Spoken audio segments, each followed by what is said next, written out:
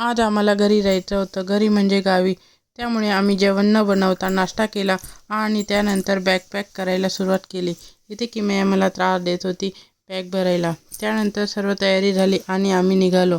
आज आमच्या आत्या पण आमच्यासोबत येणार होत्या, म्हणून आम्ही आधी त्यांना घ्यायला गेलो.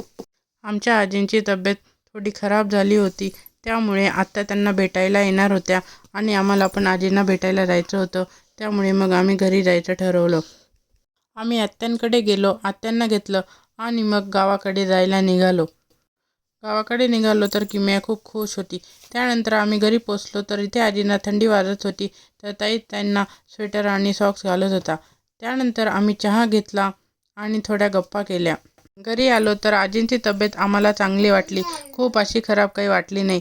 त्यानंतर रात्री जेवण वगैरे झालं आणि किमयाला औषधं दिले. तिला जखम झाली आहे तर डॉक्टरांनी तिला थोडे औषधं दिलेले आहेत. त्यानंतर अंशू आणि किमया इथे हॉलमध्ये खेळत होत्या आणि खेळता त्या थोड्या भांडतही होत्या. त्यानंतर एंजल पण इथे खेळत होती. थोड्या वेळानंतर किमयाला झोप येत होती, तर तिला झोपवलं आणि असा संपला आमचा आजचा दिवस. भेटूया नेक्स्ट व्लॉगमध्ये.